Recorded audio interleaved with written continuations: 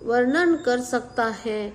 वे सेवा पर धार रख कर रह गए, सेवा को ही विशेष महत्वपूर्ण समझकर उसी में लगे रहे, मानो चढ़ी हुई पतंग को खिलाड़ी पतंग उड़ाने वाला खींच रहा हो।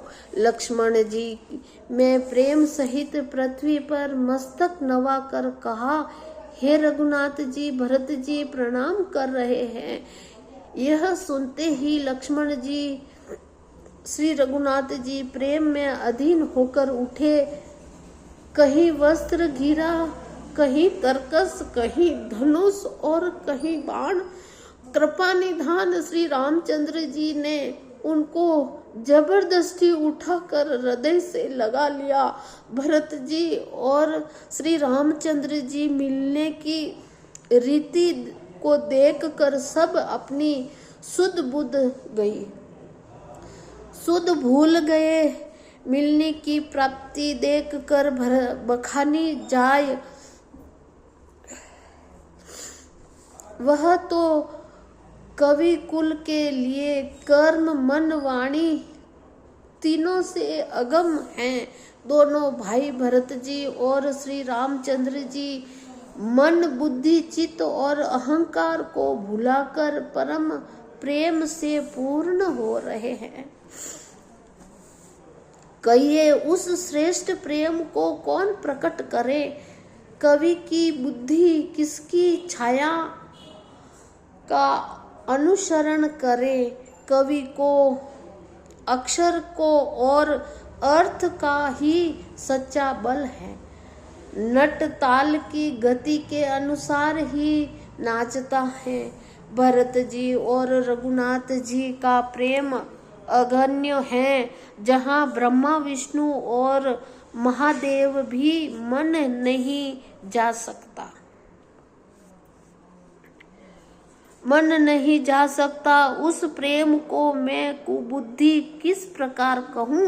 भला गाडर की तात से भी कहीं सुंदर राग बज सकता है।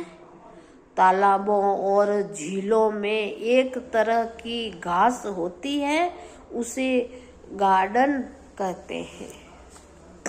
भरत जी और श्री रामचंद्र जी के मिलने का ढंग देखकर देवता भयभीत हो गए। उनकी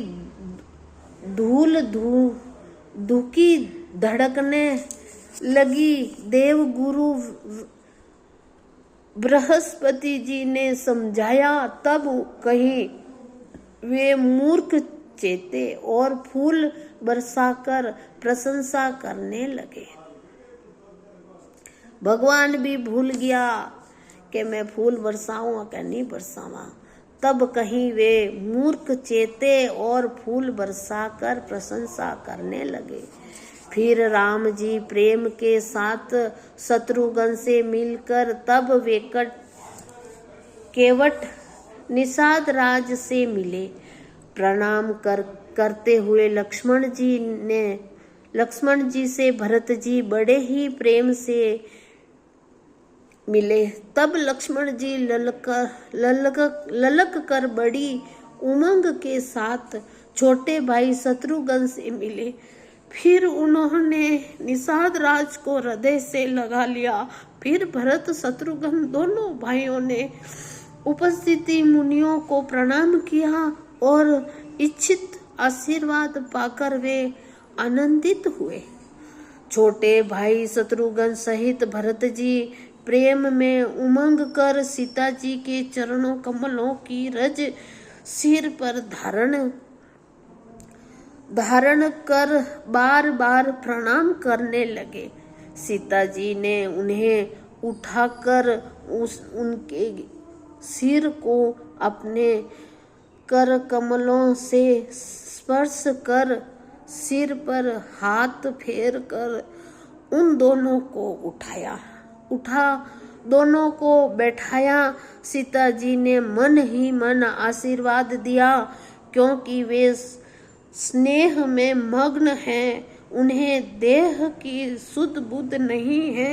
सीता जी को सब प्रकार से अपने अनुकूल देखकर भरत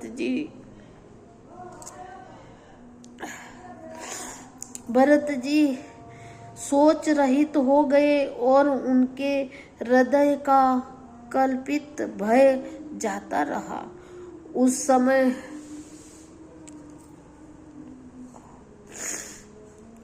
समय न तो कोई कुछ कहता है न कोई कुछ पूछता है। मन प्रेम से परिपूर्ण है, वह अपनी गति से खाली है, अर्थात संकल्प विकल्प और चाह चाल्य से शून्य है। उस अवसर पर केवट निषाद राज धीरज धर और हाथ जोड़कर प्रणाम करके विनती करने लगा।